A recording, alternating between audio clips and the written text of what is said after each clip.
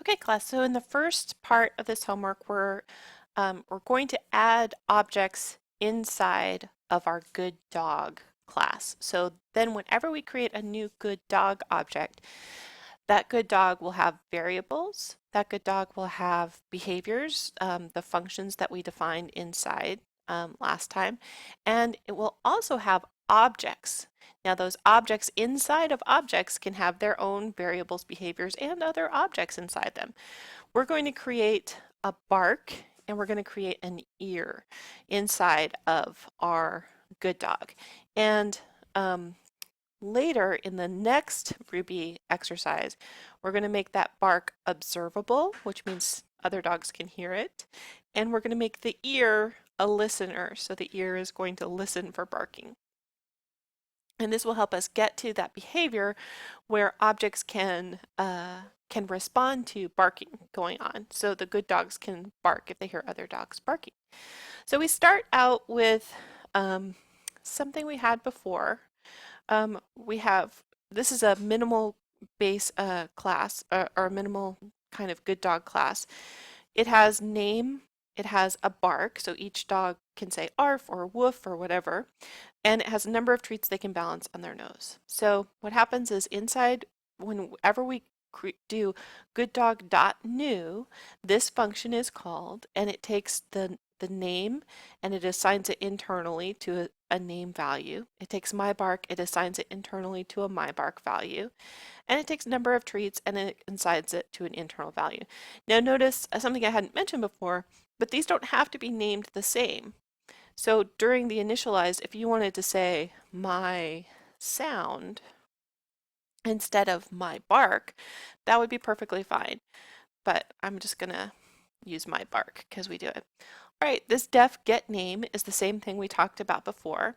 And remember when we said objects are very secretive about their variables and their functions and all those kinds of things. And so you can't see what the dog's name is unless you know the special way to ask it what its name is. And you have to call the get name function and then it will tell you its name. It's not going to let you do that right away. When we add objects to this good dog, it's also going to be very secretive about its objects. You can't just have access to the objects that a good dog contains unless you have the secret Simon Says that lets you have access to those objects. Okay. The number of treats stays the same. Now I've added a function that takes our control flow. Remember, control flow is something that all computer languages are going to have.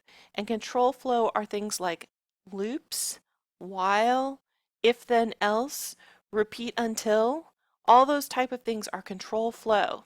Okay, in this function, which all good dogs are going to have, they're going to have the ability to hear barking. When they hear barking, right, a temporary variable is going to be created, and that temporary variable, this is how in Ruby we get a random number that is, this particular way is like rolling a five-sided die. So this particular expression, now again, just like we did in class where I had you go out and look for computer languages that you'd never tried before, you think about, well, how would I know how to do random numbers in Ruby? In this day of Google, it's so easy. You just type in whatever you could use. Let's see, some of the languages we looked at were Ada. I think we looked at Ada in class. I think we looked at, oh, I don't know what the other ones were, but I remember Ada.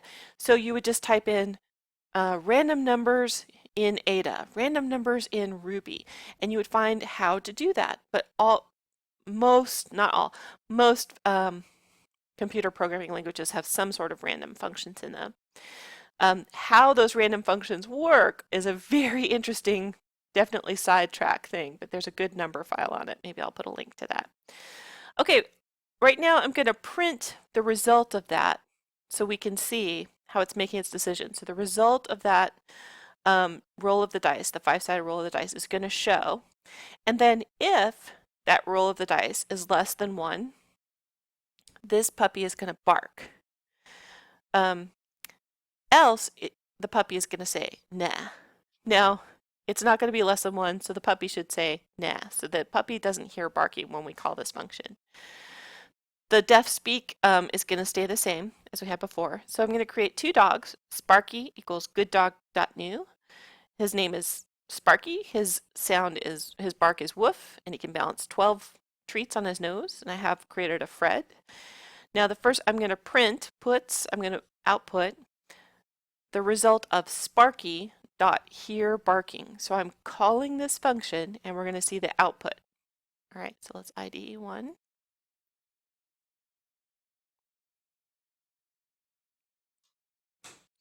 Okay, success. So it rolled a 4 of the die, and that was not less than 1. So nah is the output. Okay, so let's go back to hear barking. Now I can, not going to put in a new line there because I have to do a bunch of input output stuff, but let's go here, and instead of is it less than 1 if it hears barking, it will make his ears work a little bit better. Is it less than 3? We'll see how that goes.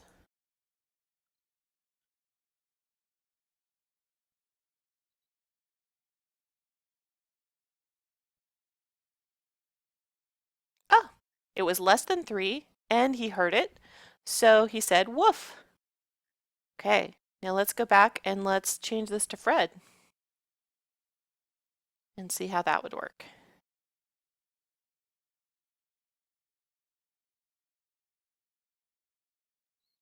It was less than 1, I mean it's less than 3, and so he said arf. Okay, so now we see that listening and stuff. Now what we're going to do, so that's kind of stuff that we maybe have already done before except for the control flow. What we're going to do is we're going to change this bark, this my bark, is no longer going to be just a string coming in. We are going to add a new class of object. It's the class of bark.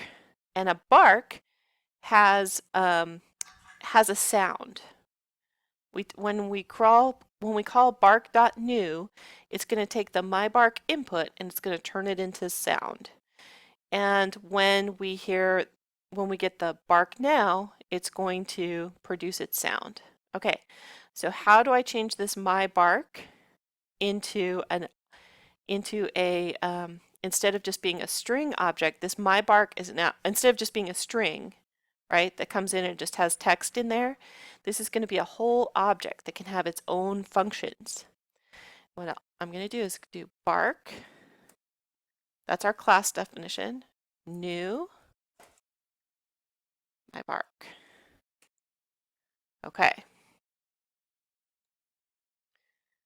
Now, what is going to be interesting, let's run it just as it is and see what we get. Okay, so here we got the number 2, which printed out when we called the hear barking. That's just our random number. Number 2 is greater, what does our logic say? 2 is less than 3, so it returned at my bark. But this is not woof. What this is the address for the object. What you're seeing is the address for the object. What it's actually returned is the whole object. It has returned the entire object, which is not necessarily what we want, but that's kind of interesting after your variable homework to see that you can return a whole object. All right, I'm going to, what we want it to do is we want it to put out the bark now. So here, I don't want it to return the whole object. I want it to return the results of bark now.